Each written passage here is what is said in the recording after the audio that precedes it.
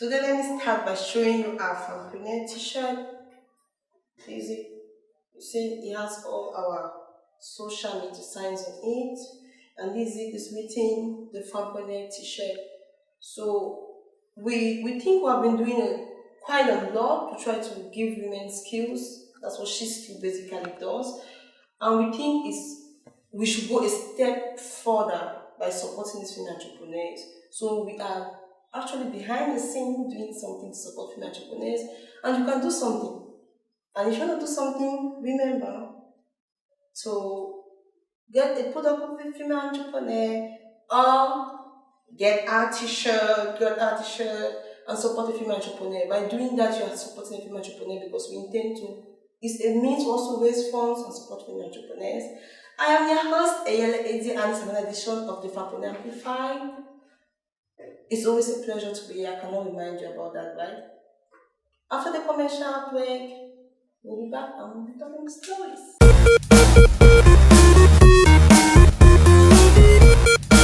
Success can truly happen for anyone who doesn't wait for anyone to do it for them. We are today talking with a female entrepreneur. Her name is Ngong Prisca. She'll be telling us what she does. And I hope you watch till the end. Don't forget to like and subscribe to our YouTube channel.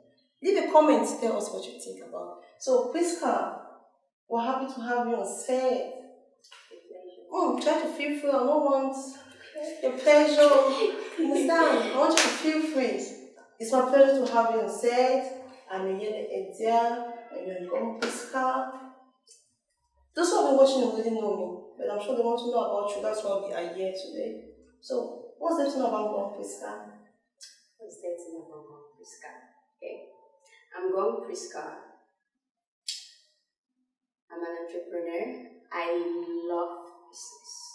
I'm passionate about business. I love business. And so I had to think about what I can do with my hands. I felt like I have some gifts in me. Mm-hmm. So I felt like was the most gift that I can use to become this entrepreneur that I've always dreamed of being. And I realized that when I was a kid, I loved to cook. I loved to cook a lot. So I had to start up with something, and it has brought me to this place that I am today as the CEO of Sheskilld Tasties. Sheskilld Tasties. What's Sheskilld Tasties? Sheskilld Tasties about? Okay, Sheskilld Tasties. When I turned 19, when I left school from uni, right? I left in 2017 and I said, okay, what should I do? So I felt like going into something, and I started Sheskilld Tasties online. Mm-hmm. And it was more of dried snails by then. I had this lady from the US, she had to give more command. From there, I felt that, okay, food has money. So some people started asking, can you also deliver snail sauce, can you deliver pepper soup alongside the dried snails? From there, I realized that, okay, what if I start up something offline? Because most of the people online, they kept asking, do you have a place where we could come eat? From there, I had to move to a place offline. I have a place that I sell now. So most of those people that ask, can we come to your restaurant to come and eat? Most of them out there, I just easily give them a location and they come and eat. So we do deliveries, same online, but there's still an offline place where you can come and then eat. How was starting a business like for you?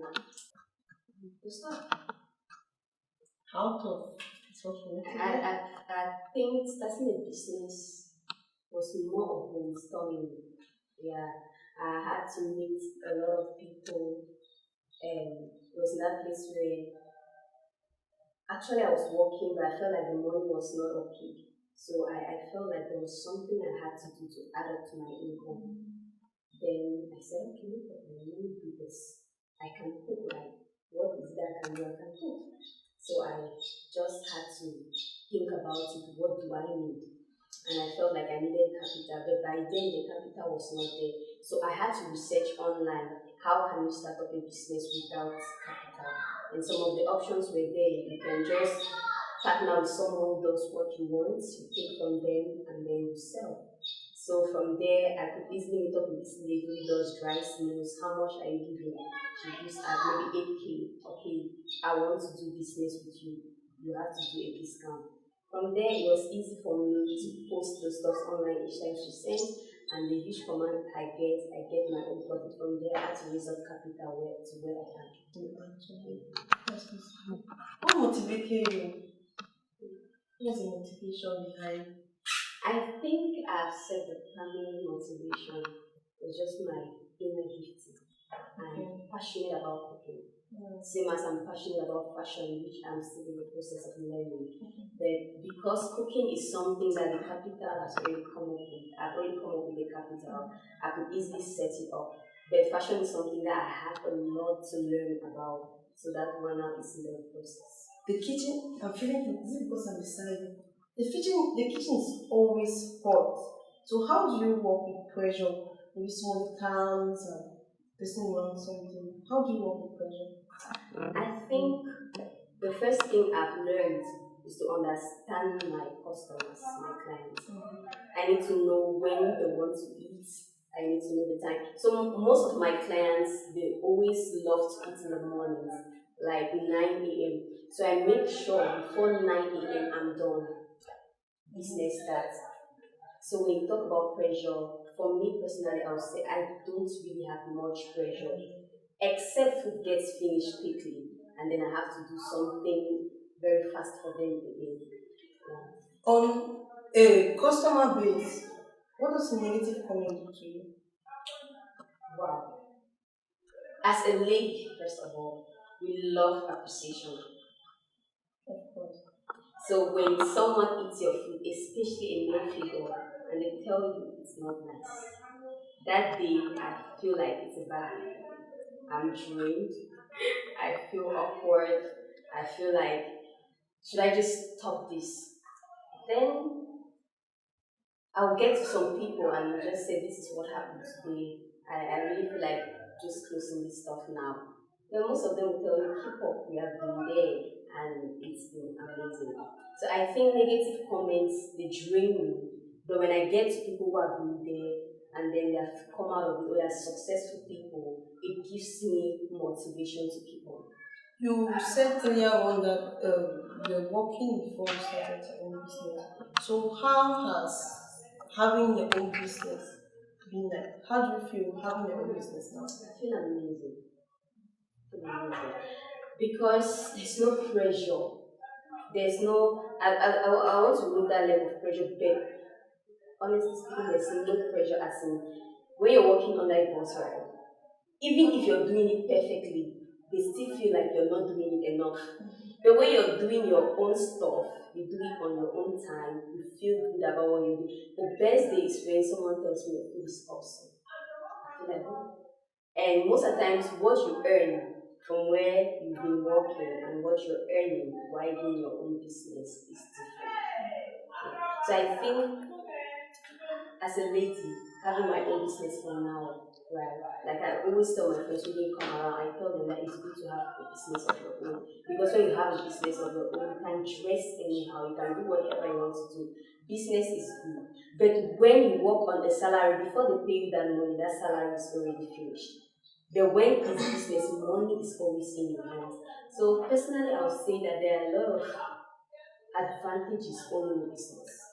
Women are hesitant to start a business, giving their reasons for not having capital. What do you say about that? Firstly, I want to say capital does not begin with money. It begins with an idea. When you have your idea, write it down. Take it to someone you feel can help you. Why not? There are investors out there who have the money. They're just waiting for the right people to bring out something to them, and they will help them. Secondly, if you don't have anyone at all, look for someone to partner with. If you're into maybe beauty products, you can go to the market, look for a wholesaler, partner with that person. You can just snap the products, advertise them online, you get commands, and then you come to the person and you buy. Most of the times, what I used to do when I was in UB to sustain myself, I used to advertise fashion products. I go to Douala, take the contacts of the suppliers, advertise the fashion products online. People get their commands. I tell them you pay before delivery. They send their money. I go and buy with their money, and I keep my own profit. I come and supply. So sometimes it's not all about the money. It's an idea that you need to start with. Then now the way forward is simple. In very few words, there's someone looking at you there, and she's hoping that the message you give her today is just what she needs to take the next step. What message do you have for that person listening to you? One thing I want to tell you seated there is that you just have to believe in yourself. Be courageous, be bold, know that you can do it. Most of the times why we fail is because we have a mindset that is limited. Rise up above that standard. Feel like you can get out there and do something. There are many ladies out there with first degree masters hustling on the streets. You can rise above that sitting in the house. Just go out there. Think about something to do. Think about the natural gift God gave you. Is it dancing? Market yourself. Is it cooking? Brand yourself. Just think about what you can do. If it's that you like to make up, just sit in the house, you can do that as a profession. You can start watching videos online. Do something. As a lady, you should not be a liability. Be an asset. Before you leave, we always have our very important question. I think someone told me that she thinks that's the most important question on the show, and I don't know. I want to ask, tell us one mischievous thing you have done that not to anybody who wants to. Wow. At least I'm not limiting you to 2020 to 2019 to 5 years to primary school. I've just given you a whole box to choose from. I was a trouble finder. Like, I always look for trouble. Yes, and this is mostly to the men, not even to ladies. Okay. So before closing, I make sure that I look for trouble. A guy might just be sitting in class doing nothing. I just have to look for something and come and hit his head and run. So most at times, I'm still trying to leave that side of me because I just hate people who sit idle. So maybe I just want to look for something and just come and hit your head so you get busy and then I run away. I think that's the most.